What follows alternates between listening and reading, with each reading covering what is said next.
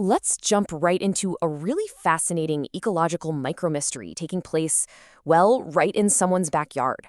We've got our hands on some fish-keeping notes authored by a caretaker named Ang back on June 9th, 2026, and they give us this amazing front-row seat to a closed outdoor pond ecosystem. It's essentially a space where this incredibly delicate balance of life is playing out in real time. We're talking new arrivals, totally mysterious disappearances, and a pretty intimidating suspect. So let's peel back the layers of this aquatic puzzle. Part 1. New life in the pond.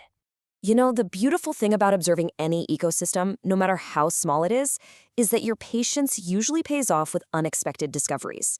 For Ang, this happened during just a completely routine, almost daily feeding. Out of the whole expanse of this outdoor pond, Ang spots exactly 6 tiny guppy fry. Now, if you've ever managed an aquatic setup, you know finding new fry is a huge deal. It's super exciting. It means your ecosystem is actually viable enough to support reproduction. But 6? 6 is a strikingly small number. It really highlights the extreme fragility of this new life, right?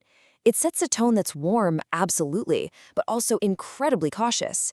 Because these 6 tiny fish are braving an environment that, as we're going to see, is literally unforgiving. To really ground us here, let's look at Ang's actual log entry. Ang writes, "I noticed a new batch of guppy fry has managed to emerge. The population is rather small, as I have only spotted around 6 fry so far." I want you to really pay attention to that specific phrasing, managed to emerge. That doesn't exactly sound like a peaceful birth in a perfectly safe haven, does it? It sounds like a survival mechanism. It tells us these fry had to overcome some serious obstacles just to be seen by the caretaker in the first place. It's this wonderful biological victory, but Ang's tone? It's noticeably reserved. Part 2. The missing guppy mystery. So we move from the joy of that discovery into a sudden, kind of dramatic investigative pause. The new life? That's really only half the story happening in this water. The absolute crucial question we have to ask is, where did the rest go?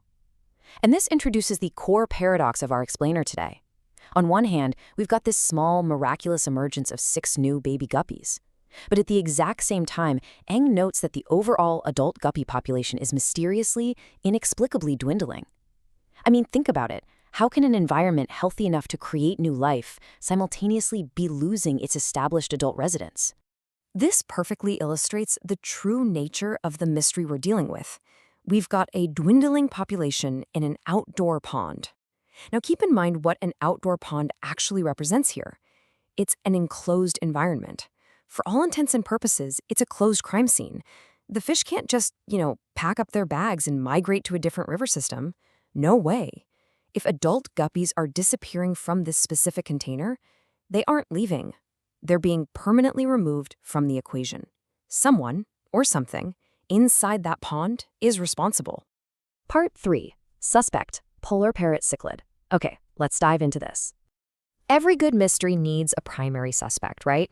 Well, in Ang's pond, there is one resident that stands out way above the rest, the Polar Parrot Cichlid. If you know cichlids, you know they're famous for their distinct behaviors and highly territorial nature. And Ang's notes point a very deliberate finger right at them as the potential cause for the vanishing guppies. But Ang is trying to be objective here, wrestling with this internal debate between 2 very contrasting possibilities. On one side, we have the totally innocent explanation. The cichlids are just doing what fish do, feeding on the sunken fish pellets resting at the bottom. Nothing malicious, just a pair of fish enjoying the provided meals. But on the flip side, we have the predatory explanation. Are they actively going after the guppies?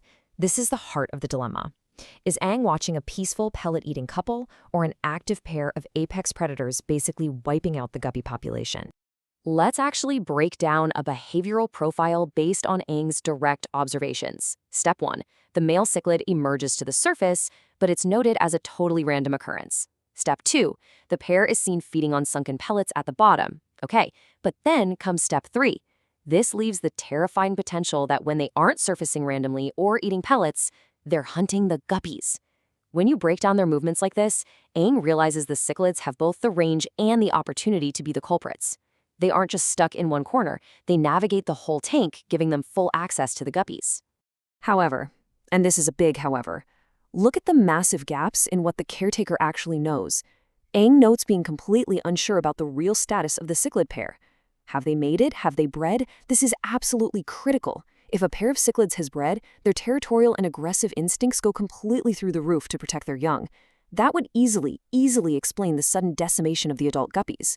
But since the male surfacing is random and the dark depths of the pond obscure the bottom, Aang just doesn't know. The mystery deepens simply because the environment itself is hiding the truth. Part 4. The Observer's Dilemma. We've reached the final, and really the most compelling phase of this explainer. It's decision time. Aang has a mystery, a prime suspect, and a dying population. So how does a caretaker handle a delicate, potentially fatal imbalance in an ecosystem they literally control? Well, there's an ultimate test. Aang knows exactly how to solve this. A thorough water change would reveal the absolute truth. Think about it. If you drain the water, clean the pond, and sift through the environment, you remove the veil. You'd instantly see if the cichlids have babies hiding down there at the bottom. You'd see exactly how many adult guppies are really left, or find evidence of them being eaten. The caretaker holds the power of absolute intervention here. By disrupting the pond, the mystery ends today. But check out this incredible final decision. Aang writes, "We'll know if we do a thorough water changes, but I would keep the thing as they are for now." That is just absolutely fascinating to me. Faced with the power to know the truth, Aang actually chooses restraint.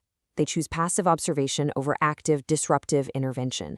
And why? Because a thorough water change, even though it solves the mystery, would deeply stress out those 6 fragile, newly emerged guppy fry we talked about at the very beginning. Aang is prioritizing the fragile balance of the current ecosystem over their own personal curiosity. Which brings us to our final thought. This micro-mystery of the missing guppies and the suspect cichlids, it remains unsolved for now, purely by the caretaker's choice. And it leaves us with such a powerful question. When managing a delicate ecosystem, whether that's a backyard pond, maybe a team of people at work, or just a complex project, is doing nothing sometimes the hardest action of all? Aang's restraint shows us that sometimes just stepping back and observing the mystery unfold naturally is the truest form of caretaking. Thanks so much for joining me on this explainer, and I really hope this deep dive leaves you looking at the delicate balances in your own life just a little bit differently.